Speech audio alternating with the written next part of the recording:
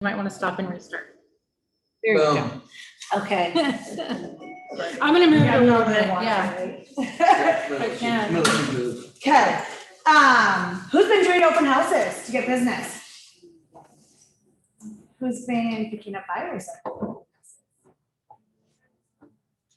Okay, so let's talk about today, just like, we'll go really quick over the basics, but then we'll talk about what to say, how to actually get those into buyers. I'm the light, okay? I like this light. Wake up. You can have light. Yeah, let's We wake need up. to see the screen. Okay, first thing, preparation. Those of you who've been doing open houses, what have you been doing to prepare? Flyers is good, right? Okay, something to hand out to the neighbors. It's sunny in Portland, so it's such a good time to do the door knocking around your open house. It's so easy. All you have to, you're just inviting them to an open house, telling them about the open house.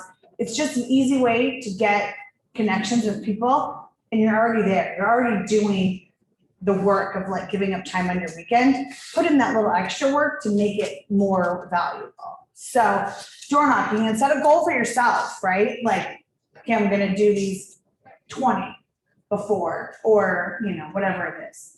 5, at least like 5 each direction. So have you done that? Have you been doing that? I didn't go to each neighbor. I actually did the brochure for the prospect. Okay, that's important too, right? Yeah, because the landing page, I didn't understand that until yesterday. Oh, okay. I didn't do that. And I gave the brochure with my business cards to the prospect and have them sign. Excellent, right? So you have to have something to give people that come to the open house that has your information on it, right? So some people, at the very, very basic, print some of the RMLS client fulls. Even if you have a pretty flyer, those are nice to have too, because it just gives some more of the details that you can give to people. And then have, something else with your name on it, some sort of flyer. When you get there, the other agent will have their stuff, but like, you want people to grab yours. You're there working to try to pick up buyers and obviously represent and, hopefully sell the house too. But you want, if you're spending time there, you want them to leave with something with your info on it. Because you don't know if like they might give it to their friend that's looking for an agent, something like that. So make sure you print enough flyers, both informative and good looking, right? You need to be knowledgeable of what's going on in the neighborhood. So that you can provide some value. Because, right, you have just a few seconds to make a connection with people when they come in. And if you blow it and don't know what you're talking about, then you just lost all credibility. Especially like, say someone's going to 5 open houses that day. Just think of it like that. Are you gonna make a good enough connection with them to want to work with you over the other 4 people at the open house that they saw that day? So you really just have to make like a genuine connection and have them like you and trust you. So the first part, let's talk about the like part, and we'll talk about the knowledge and the trust, right? So being really friendly, being on time, right? So that the house looks good when you get there, the lights are on, you kind of like got your bearings, right? People ask about the same things all the time. Like, what do people ask about? Are there any other offers? That's good. What else do people ask about? Recorded.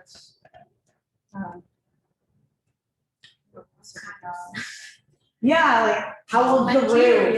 It's always about the roof. Oh, is that a gas fireplace? Schools. Yeah, what school does this feed into? What elementary school? Why? Like sometimes they'll say, why are they selling? Which like sounds a little bit, But people always ask about like this kind of the same stuff in the house, right? Does it have air conditioning? Like even some of like the simple things. So you need to know all those things, right? Right when you get in it, like how like the bedrooms, the bathrooms, so that if someone asks you a really easy question, you don't have to say, oh, hold on, let me look, right? You can say that. And then find out something of value that's not on just like the RMLS printouts. Because that language and everything from RMLS, that's what feeds into like Zillow and Redfin and everything. So everyone coming that found it online is seeing that same info. Like you want to be able to provide them something different. So when you ask a listing agent, ask them like, well, what updates have there been, is there anything else I should know, right? There might be something about, HOA, people ask about HOAs a lot, or if there's like a weird property line thing or a fence or something like that. So you just wanna find out and like really just asking the listing agent, is there anything else I should know? Have there been any updates? Is there anything that people have asked about, right? Are there any offers in? So you have all those answers so you have like a couple of minutes to get them to like you, so you're gonna be friendly, engaging, and then trust you. So you have to have something intelligent to tell them about the house, right? And you have to sound confident, like what you're talking about. And then that also goes with the neighbors, right? If there's a house for sale down the road, you need to know about it, right? Or if there's an open house down the street, because pretty much everyone going to your open house is gonna go to that open house. So just being able to have those conversation starters with people. Now I think that everyone kind of is assigned because of COVID, right? Pre-COVID, it's hard and maybe not in post-COVID to get people to sign in, right? You have to be tactful about that so they don't feel like COVID was kind of like a good excuse to have people sign in. Now that we're kind of coming out of COVID, you can probably still use that excuse for a little bit, but you just have to be kind of like relaxed about it, right? Like the second they walk in the door, if you're like, hey, welcome to the open house, sign in, right? They're gonna just be like, okay, versus if you just let them like come in, wait a minute, and then say like, oh, when you have a chance, if you wouldn't mind signing in, here's some information, like let me know if you have questions, or maybe just tell them a couple quick things about the house, like when it was built. A lot of times, people say, oh, it was built in 1982, but the kitchen was totally remodeled 3 years ago. Like that's like, oh, okay, that I really want. So, not pouncing on them too fast, right? But you have to be genuine yourself, right? You're getting people to actually want to work with you for you. So, what are some other things you can like use to talk to with people when they come in? Make sure I know things that are not about the house necessarily, but how far the parks are, there's on the backyard, it's family friendly, like other things in the surrounding neighborhood, and just what they can read on these people that probably are. Yeah. That's perfect, right? You want to provide something else. I mean, you can also kind of go back to the Ford model from Ignite. Remember Ignite of just asking people about their family, their occupation. Like, so that could just be like, oh, do you work around here? Oh, no, I don't know anything, oh, how's your Saturday going? What are you up to this Saturday? Or just to get people, you want to get them talking about something other than just the house, right? Just because otherwise you don't have that opportunity to make a good enough connection. I always like to ask someone who's moving. Yeah, You'll get all sorts of. yeah, It's like very exciting. yes, right? Okay, yeah, that's a good one. What else could you say? Just to get the conversation going. Yeah, sometimes that turns people off though, if you ask it too soon, right? If because right when if you haven't kind of like gotten any report yet and you ask, oh, you're working with an agent? Oh, yeah, I'm an agent, right? Because sometimes just comes up as like a defense, right? So that's a good one once you've like broken the ice a little bit, right? I think it's a really good point too. They're gonna come in defensive. Yeah. Because they did other open houses and every realtor wants to sell the house, right? So they might, the longer they're looking, probably the more defensive they are, right? Yeah. One time I had a guy at open house say, hey, thanks for like being normal and not like following me around the whole time to try to get my business. You're welcome. That like, he's like, yeah, every open house I went to, the agent was like following me around, like really like trying to get my business. And it's like, you have to like, play cool a little bit, right? Like, They're not gonna, yeah, that's what that does is that just makes them like, ugh, like defensive, right? So, and everyone maybe has a realtor. Everyone like knows someone who's a realtor or like knows someone who knows someone or, I bought a house 6 years ago, so I said, realtor, yeah, but I wouldn't never use them again, right? So don't put them off so fast, but that's good. If you expect them to be defensive and that you have to kind of break that wall down first, then it won't be as hard. What about kids? Kids are a good easy icebreaker. Talk to the kid, give out some candy. having like snacks or something is kind of an icebreaker, or like champagne. I think we could probably do champagne again now in COVID. Especially if you wanna, if you're trying to break into luxury and you're doing higher end homes, definitely have some champagne, some whatever. But that, it just breaks the ice, you know, it's not like, you know, getting people buzzed so they wanna buy the house, but it's like, just, if they're staying long enough to have a cup of champagne, they're gonna be, that's longer to talk to you, right? So I went to several open houses last week. Yeah. And in the last 2 weeks, and several of them, it was just staged. They just had some wine bottles and glasses, but when I first saw it, I thought that that's what they were doing. I said, oh, you're back to pre-COVID. Oh, no, and nobody had anything to eat or drink. Yeah. Nobody. I think it might be a little too soon. Yeah, you have to use your own judgment, and, or you could do like prepackaged stuff. So pre-packaged. I did a house Yeah. last weekend that, on the listing, it said no food. Yeah.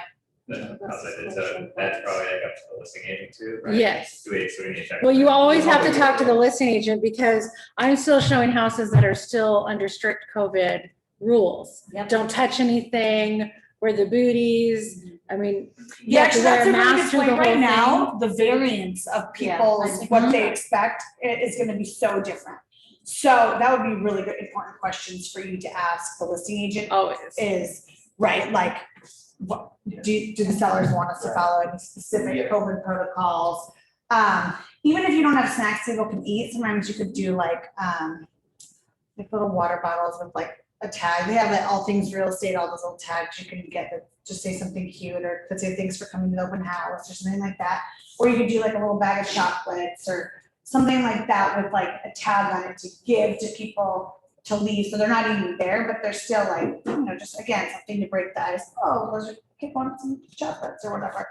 Cause you're really, Use booties before COVID, like different types of floor. they do, Oh, yeah. yeah, Mhm. yeah. So a lot of times people would say either remove your shoes or use booties. With COVID, a lot of times it was like use new Booties. booties too, like not Yeah. like re-dumping them in. But yeah, but you know, sometimes you'll wanna ask the listing agent, because it's shocking sometimes when you go there and there is no booties and you're like, well, wait. why are booties here? So hopefully all of our listing agents are bringing booties there, especially with COVID. If they have the COVID rules, yeah. Again, it was mixed. I Yep. looked at a lot I'm of shocked at how houses. many places sometimes don't have booties, right? Yeah. Especially when you're doing an open house. So it is what it is. If they don't have booties, Don't worry about it. don't worry about it. And remember, You should probably have police in the car. I do. I have police, well, I have police in my whole car. I have it, but I always have police, always.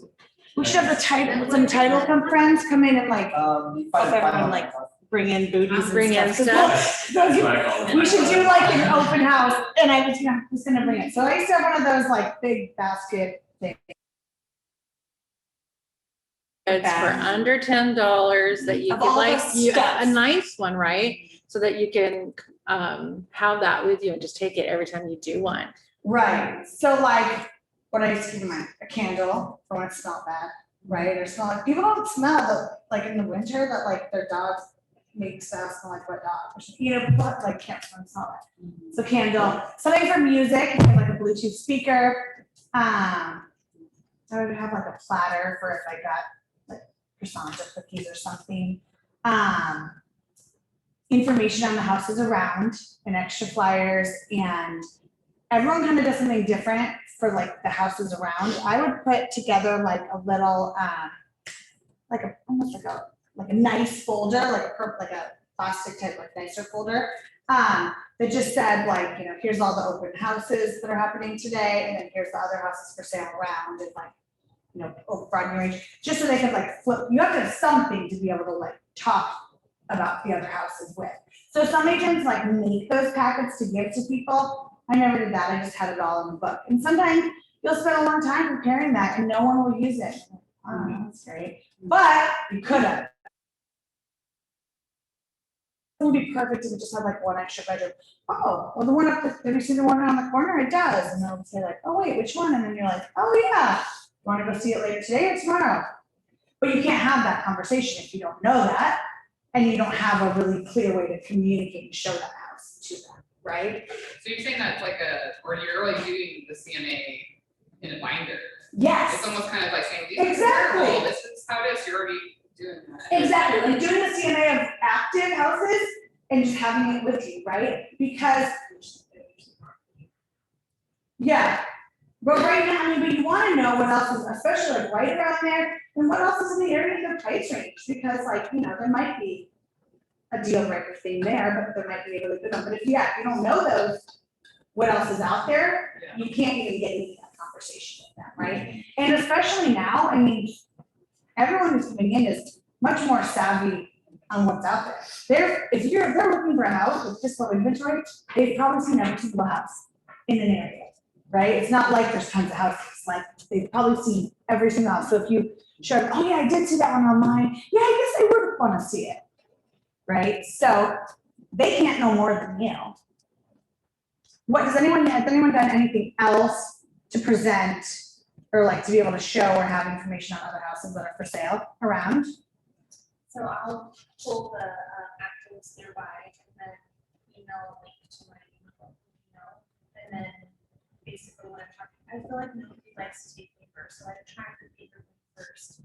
But then I'll say, oh, I have a list of all that, always on this price point nearby, what to do right now. And we can go check them out. And that's a good way to make their contact. I love it. Just send it to them while they're there with me, and then so I'll have it. That's great. You could have that on your iPad and iPad too there.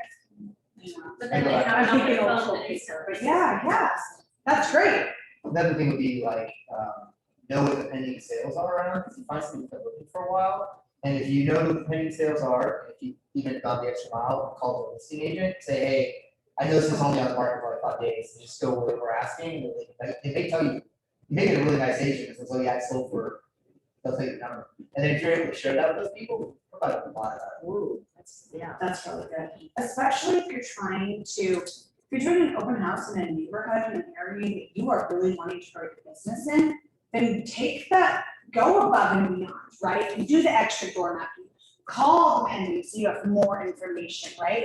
Because if that's an area that you really want to grow in, there's no, I mean, it's good for you to learn that info anyways.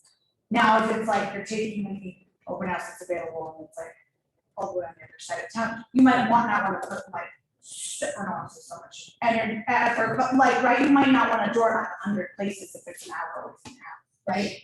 Because that might not be where you want to grow your business as much, but if you can, you have the choice, like try to pick open houses in.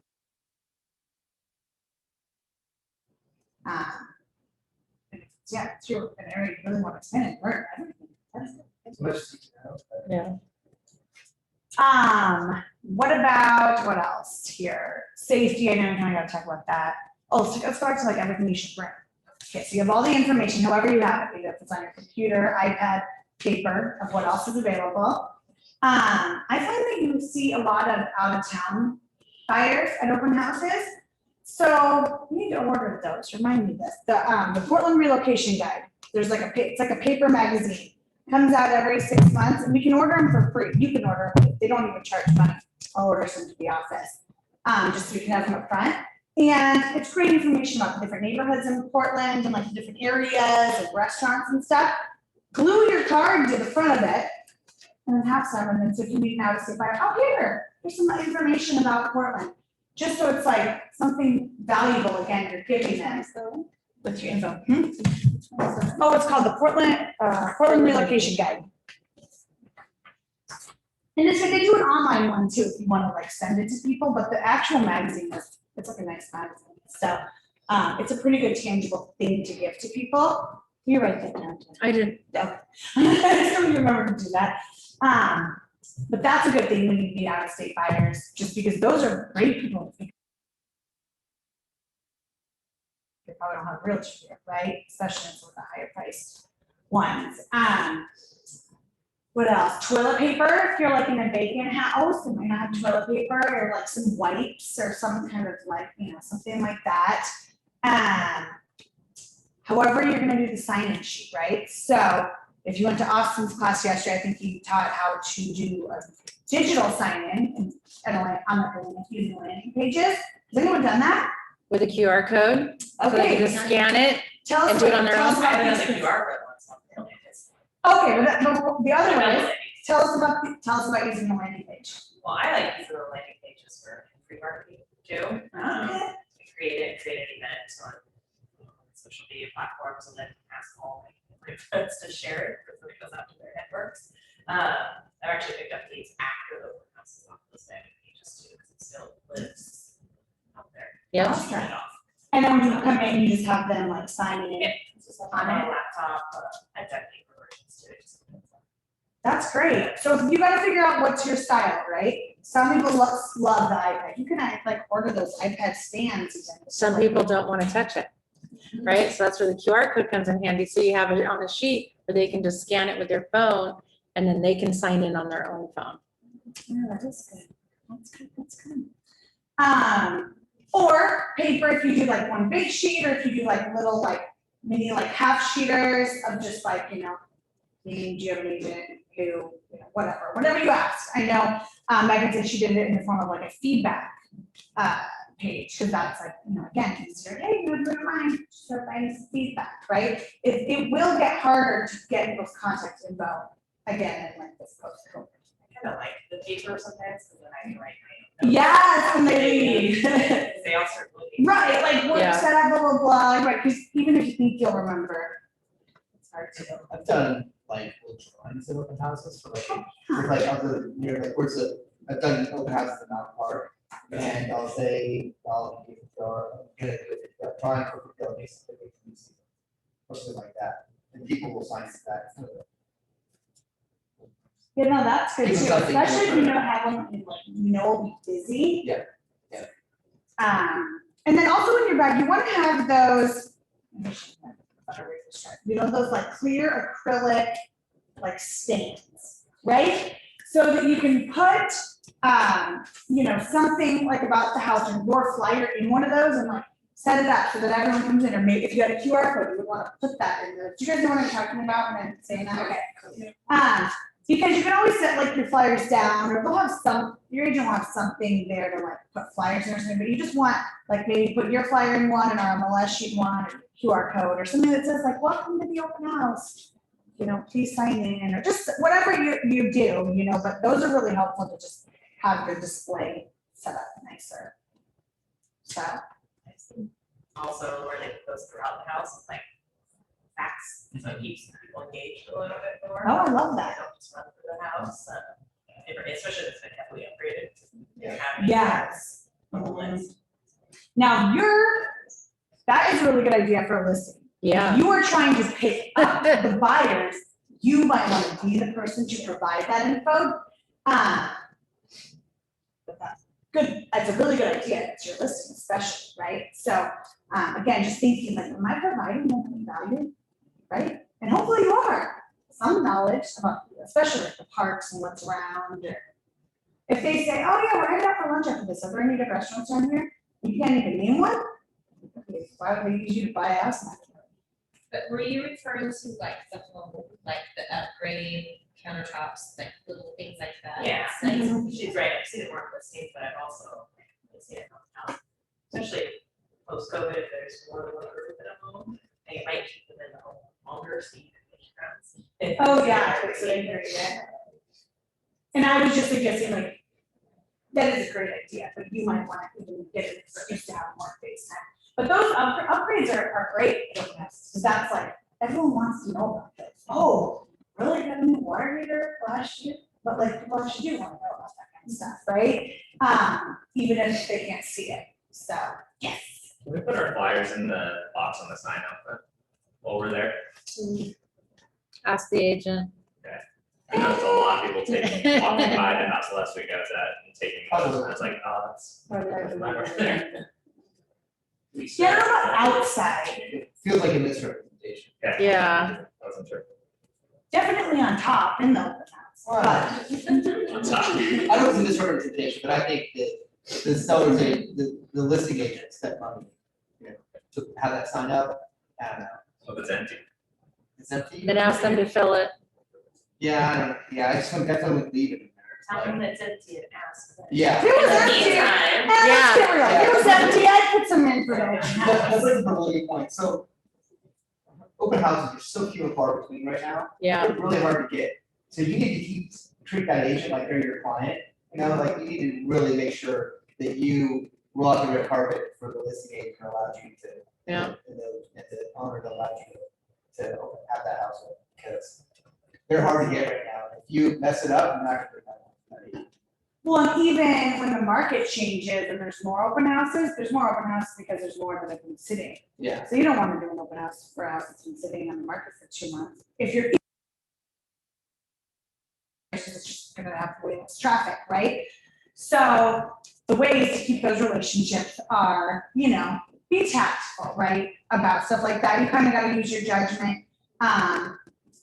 Make sure you get there early, especially like, you know, scope out like the sign situation, or, you know, hopefully you've looked online the night before, at least at like a map of the roads and the directions to have an idea where you're gonna place your signs.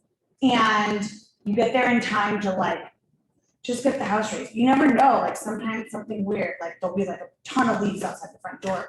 So you might have to like, you know, spend a few minutes like brushing the side, or there's like bird poop on a window, like right in like, you know, like you don't, that, even though it's not your listing, you're still representing the house that day. You don't want, you know, something like that. So you might have to do some weird things when you get there. Hopefully not, right? Especially with these houses not being on the market as long. But you never know, right? It might just take you a little bit longer to turn on the lights or whatever.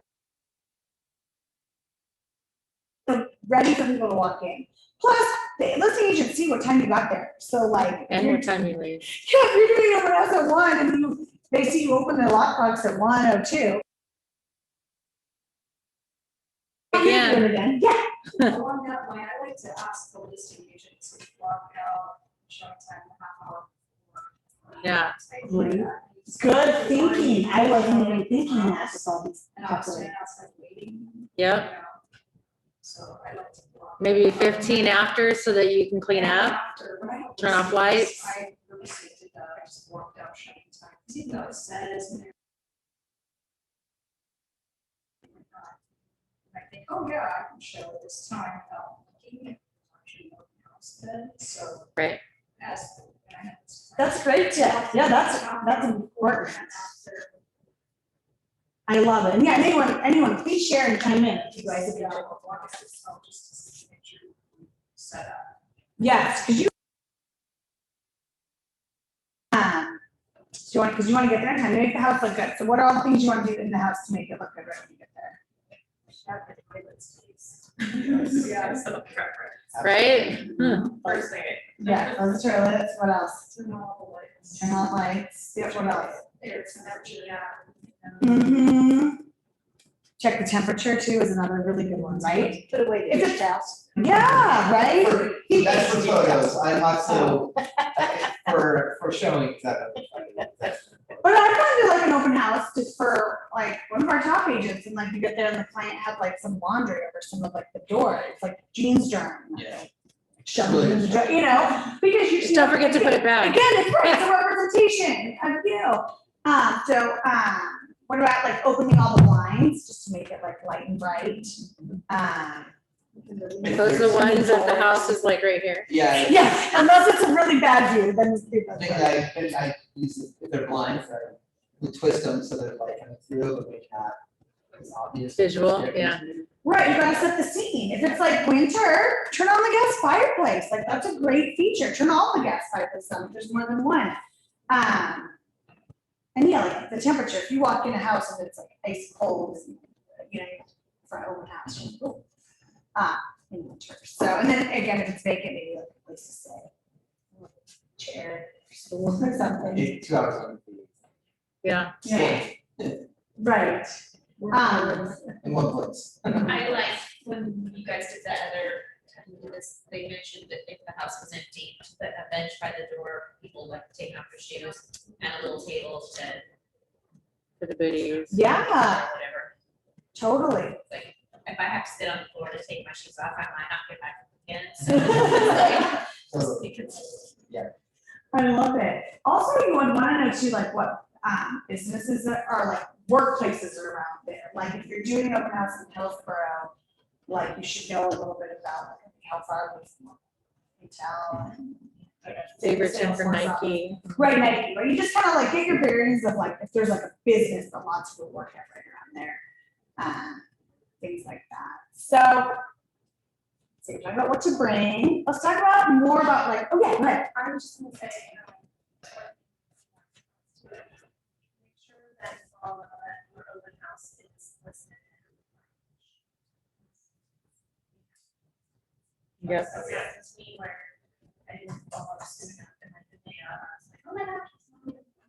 Yeah, so that's really bad, because that's, you want that, you're spending your time on the weekend, like, it needs to be worthwhile, right? So, it needs to be advertised, like, so that when, just if your average person's looking on, like, Zillow or Redfin or something, they get that little open house pop up, and that only happens if they put it in.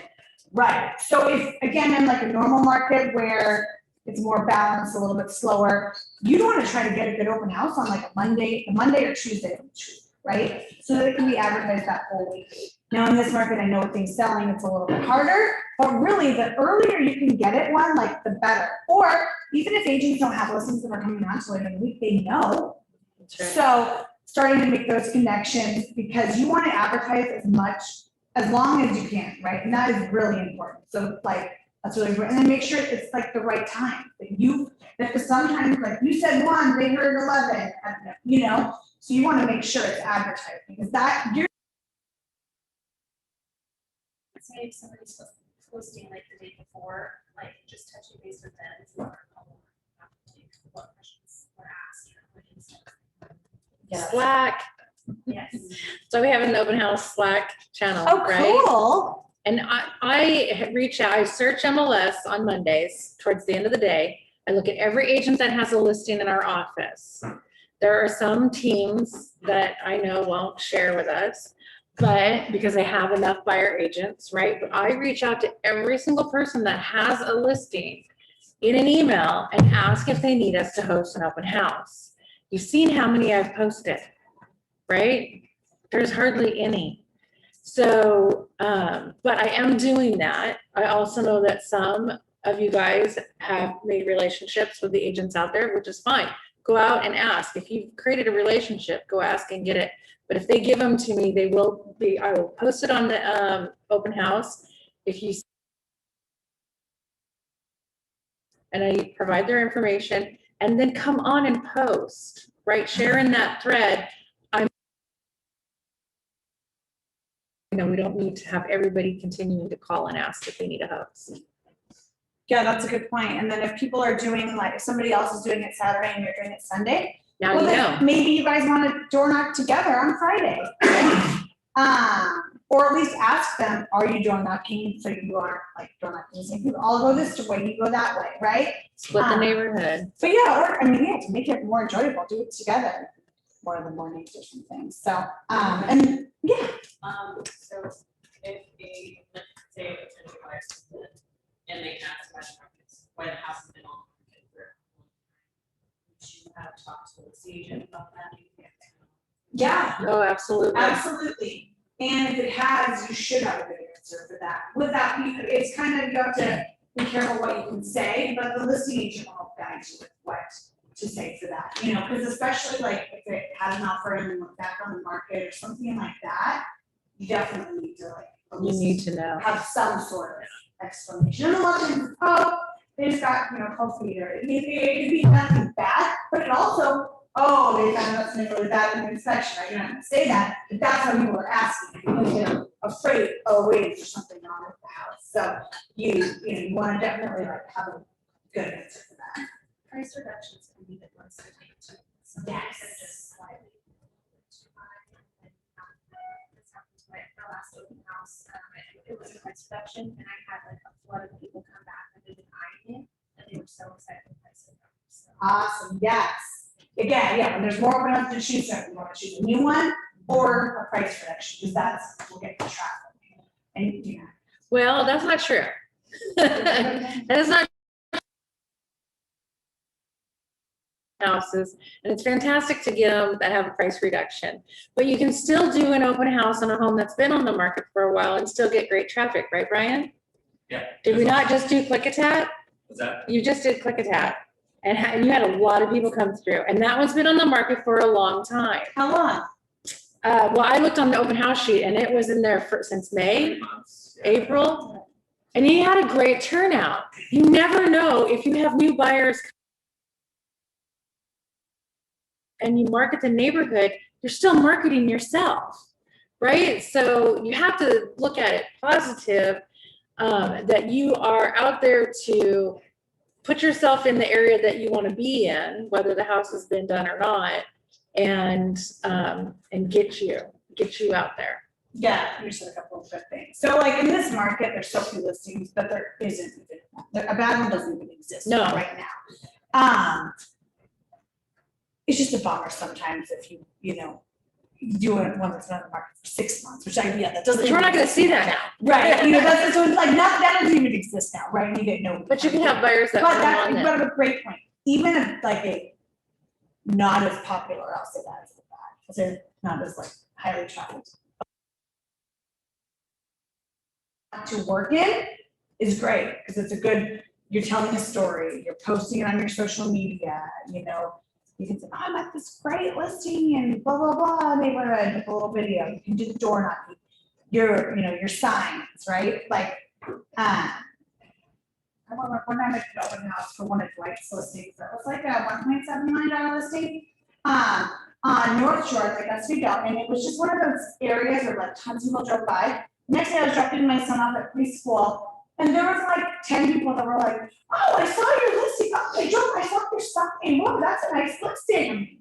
I mean, I would say listing, but they thought my open house night, and it was like, to all those people, all of a sudden, it was like, I was just like, high-end agent, like, with my $1.7 million listing, right? And so you never know who will like see your signs and, different things like that, and when you're trying to establish yourself. So, I mean, so I won't say there's any better. There's just and slower traffic, and a higher price point, you're gonna get a lot less traffic, right? You're taking that chance, right? When you are wanting to break into luxury or a certain neighborhood, just in general, the number of buyers that are in like the 400, 500,000 price range is much larger than the pool of buyers who are 1 million, 1.5, right? So just statistically, there's going to be less people and traffic coming through. Now that's not necessarily bad, right? But just you just have to have the right expectations. You don't feel like you're wasting your day. Now, if you are doing a really hot listing, like this is going to be hot, get someone to help you, right? That like a lender or something, because you don't want to miss out on potential clients just because you couldn't talk to them. Or like a lot of times when there's lots of people at the same time, like you almost like don't get a good conversation going with any of them, because they all kind of like, you end up just like an okay connection with all of them. So having that help, and then also that's a safety thing too. If you are concerned about the safety of a certain like house or area or anything like that, have a lender do it with you. And usually they'll buy a water bottle or whatever too, and then they can answer questions, because a lot of times people come in with questions about lending. So there's a lot of good reasons to invite your lender, friends. But on the most basic level, it's really busy. And then after the open house, make sure you go to the end, right? You don't want to like cut out. I showed up at 5 till and it was like all the lights were off or whatever.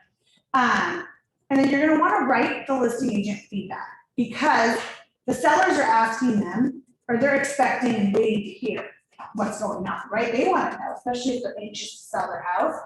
So if you just proactively, like even before you leave, if it like it's dead for a moment, start typing it up, like how many groups came through, here's some of the feedback. They're going to want to know how many groups came through, not necessarily how many people, but like groups. Was there any feedback, good or bad, that people were saying?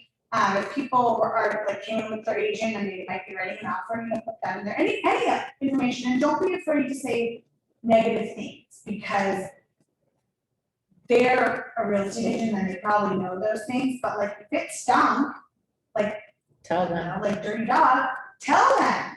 Right, you want to tell them, or like the front was really muddy, like you might want to like make sure after like in the winter, every couple of showings, I need to make sure it's cleaned up. So, their next fit open house if you did a really, really good job, represented the house well, because you are trying to pick up buyers, but you still have to represent, you're still representing them in a sense, right, the listing agent. So, they want good trustworthy people. So once you get in with some agents that will all, have continuous open houses for you, it's gonna be so successful to continue to get business. So. Here's one thing about that, that I have heard from some of our listing agents. In quotes, if they ask me for only a new listing or a price reduce and they're not willing to do any of my other, I'm not gonna have them do any of mine. So don't go in and say, hey, do you have any new listings? That's fantastic. Just don't go in there with that, right? It would be, do you have any open house, any houses that you would like me to host an open on? And be grateful. Otherwise, you might not be doing one for them again. Just because they don't want people picking, right? But then like as time goes on, and like you've shown that you're. Yeah. good, then can you be more selective? Yes, and in a more balanced, but right now, there's very limited number It's very of limited. listings. Tanya's saying like, don't be, don't try to be like super picky and you'll end up with none, right?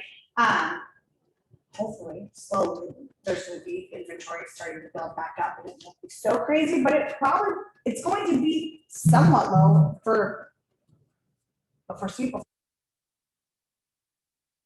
It's not gonna be, all of a sudden there's like tons, right? But yeah, so if you have good relationships with listing agents, they just know you do a good job and. They will call you for their first Mhm. ones if they're not doing them, right? So, and that's where you, instead of you going and searching for them, let them come to you and say, have a new listing coming up. I'd love you to host it, because they will, because you've created that relationship with them. Because the established agents, they do not want. They just- But they will. And another quote that I got was, you guys need to work hard too and shouldn't expect that the good ones are just handed over. That's a quote, okay? Wow. Yeah, Huh. yeah. What other feedback have you gotten from this? Well, they almost, some of them almost feel like you guys are just expecting that they hand over their brand new open houses to them, when it shouldn't be that way, right? We're grateful that they're letting us represent them in an open house. They don't have to do it, and it wasn't done back in the day. You did your own, and you didn't do anyone else's. So we're really blessed that we have that here.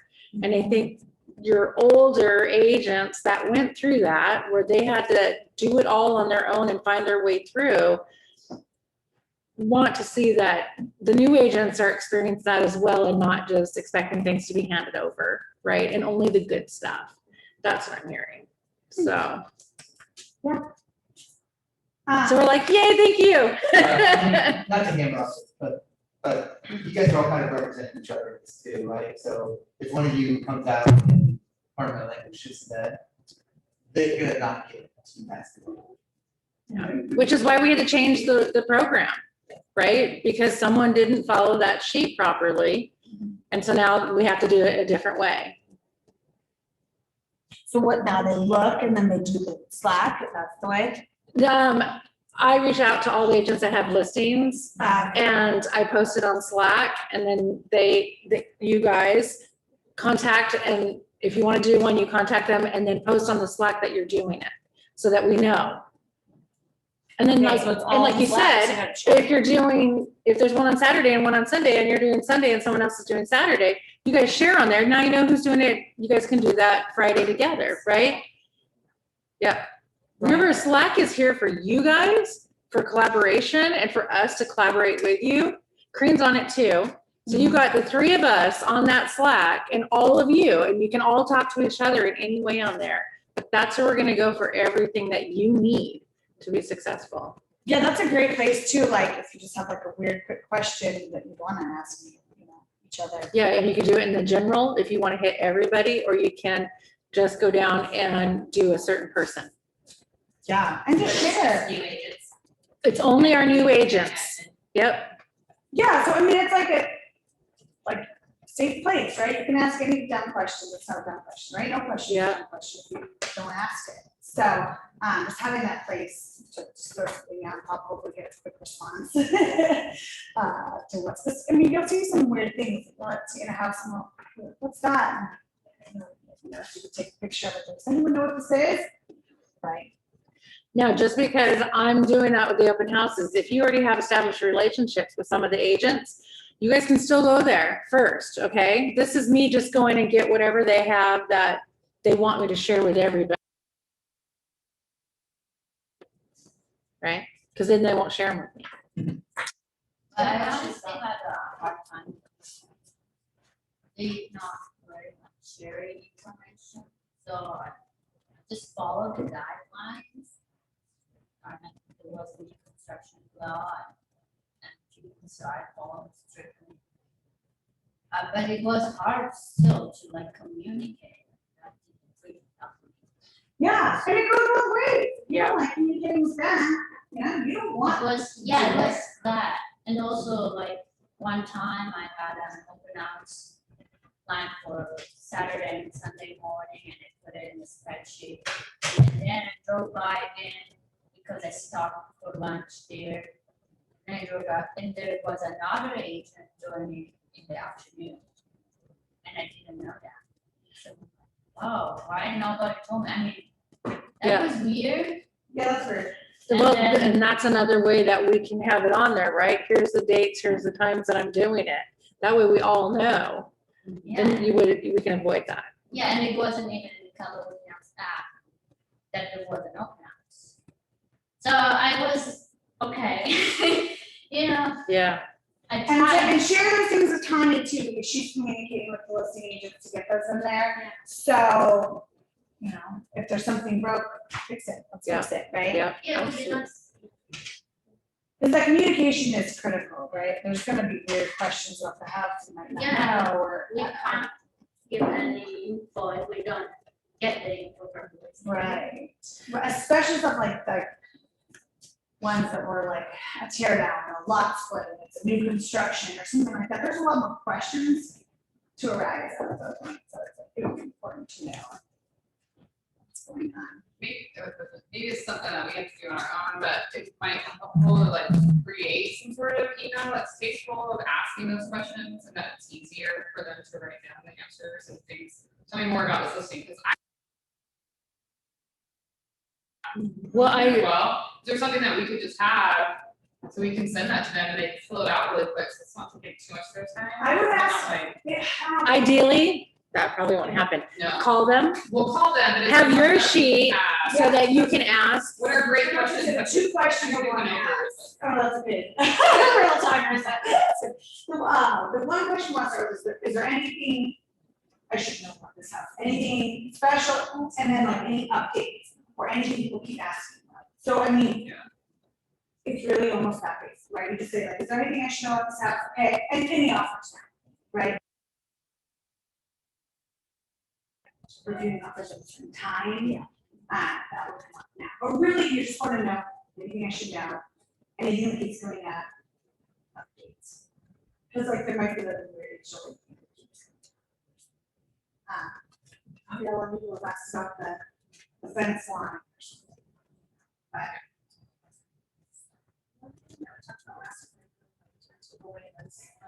Just making sure to take the time out to do this. We want to give the agent feedback right away, but also to in contact. Make sure everything is buttoned up and you're 100% done with. Before you go. Yeah. It's the weekend and then things get away. It just helps me stay much more organized. To like stop and like either stay at the house a little bit longer or just stop here or like Starbucks or whatever and just like around. No, I'm glad you brought that up. And I know at night there was like more structure and more stories today. But I think it's good to have like a conversation, especially as you guys have done more and more open houses, it's more things come up. But that is so important. Otherwise, you're doing all this work. You're gonna see some slam dunk for you. But you're getting a lot of not slam dunk, right? That it might need a little bit of nurture. the neighbor that was just checking it out, or my mom was there in a year. But if you don't have a way to stay organized with that info, you're just wasting your time, right? And all those little notes and stuff. Yes. Exactly, right? Even the things you think, oh, I'll remember them, like. You will. Right, I've done that so many times, like, oh, of course I'll remember that. Wait, was that which one was which, right? When you're like looking at your notes on the back of your sheet or however you do it. But that is so, I love that, just putting it in command right there. Like if there's a lull at the open house, put the person you just met in. Right after, yeah, especially if it's like Saturday evening, you get home and it's like 4 o'clock, then you know, you're on to the next thing, right? So that is so important. I feel like, you know, I ask a lot of agents. You know, and almost all of them say organized my contacts and doing an open house, getting these people's contact info, and then it just sits in a pile. Maybe in your car, like all the sheets and sign sheets, or in a to-do pile on your desk for 3 years later, right? We're all guilty of it, or like you might have all these stickies and just putting them all in a place. And I mean, command is perfect for that. You can just do it as, but at least put them somewhere. With follow-ups, right? Yes. Like my goal is files.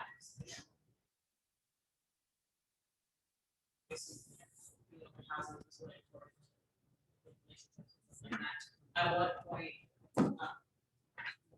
transition into not accepting like the people that are coming in like something like that? That's a good question.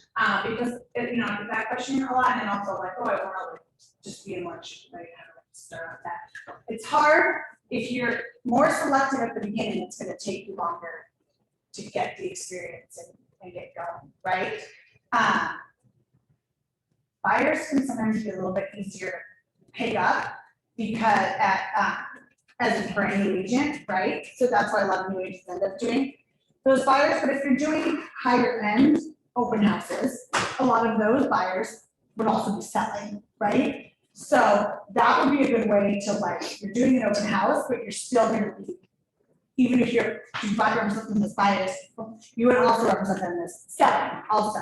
The other thing is to do the door knocking, because when you're door knocking around an open house, you're telling those neighbors, oh, here's what they're selling your house for, and they're kind of thinking, oh, should I sell my house? Oh, my house is nicer than that house, like, I better, you know, I wonder how much I could get, right? So you just wanna be a little bit tactful in your prospecting efforts and really make sure you did that door knocking around the open house to try to drive more sellers.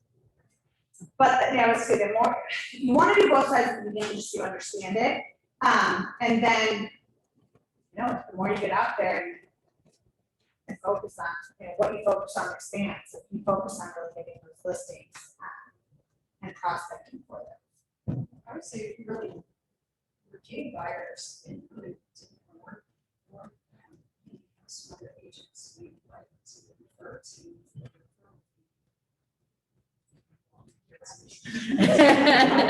How many here will take her buyers? There you go, Nia. No, it is funny, like, And like not everyone should have a goal of what they want their business to be eventually. yes, no, I love that. I love a big goal. I think you should, yeah, get a little experience in both, but then like really a lot of that is gonna be how you lead generate, right? How you find clients, right? So you, rather than advertising, for example, first time home buyer seminar we teach, instead of advertising that. You do so. You're gonna advertise, do a thing that says like, how much is your homework? Like a postcard that says something like that, right? Yes. Plus, like, oh my, if I was like selling my house, I'd try to be like, the buyers before, because like, yeah, the listing. Right, you understand the paperwork. Yeah. on both sides. Yeah. The listing lead is the most expensive and the hardest. So a lot of times, most of you are gonna be doing buyer heavy business in the beginning. and then it will transition to a much more balanced thing. Yeah. Ideal is Or you 50-50. establish yourselves. Those team leads are really out. And they're And they're out tougher. there, but it's not like it. They're not necessarily always the happy ones either. They're just saying, buyers are liars and sellers are lovers. Yeah. Let's get a more positive one. It's the same. Right. All No, right. but sellers are, I mean, there's a lot, they're hiring, they're paying you money, so their expectations are high, right? Buyers are not paying you money out of their pocket, so sellers are. So why aren't you selling my house? It's just different conversations, which are great. But that's why they're just a little more challenging, a little more competitive, so, but I'm all for, like, if you wanna have a specific niche, do that, right? Absolutely. Like, that is great, Okay, what else? What other questions do you guys have about open houses or things you run into or weird, like conversations or like objections you have heard from people? We need a new clock. I know. It's 2:00. Oh, No, yeah, wait, has it been on that same time the whole time? yes. Okay. That's great. You can come see me if you have questions. When I was an agent, and it's a great way, especially at the beginning, because even like your best friends don't wanna necessarily be like the first touch with sold, right? So it's a great way to even show that proof of success to your friends. And even if you're not selling the house, you're taking pictures of the house, you're doing videos, check out this fireplace. Whoa, open house today, like nobody knows all houses that you're selling, so you're not saying that you are, you're not saying you're not, right? And you're just creating that proof of success. And the feedback is nice to start a relationship. I'd like to understand what the client is looking for, what the client doesn't like. So having also that written down with the emails, start. Yeah. That's that point, but anyways, there is. Right. And I think Mike mentioned this last time of follow up with people that came, right?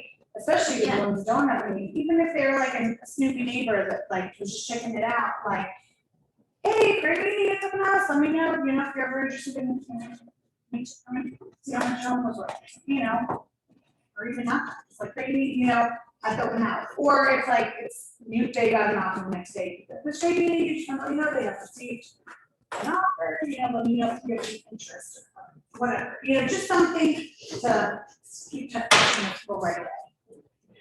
One more, I talked to Tanya a little bit about it. When you like switch for, if you have like a bunch of buyers that are just in an open house, when you switch from joining from this open house to being like representing them, if there's like things wrong with that house, then it's like what you're showing.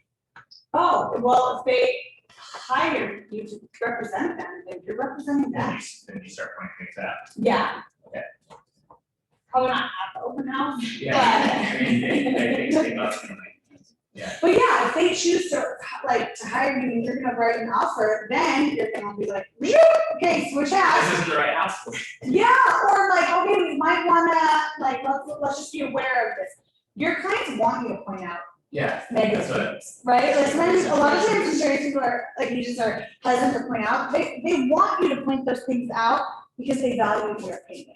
And maybe they're not seeing that, we look at houses all day, right? We notice way more than most people.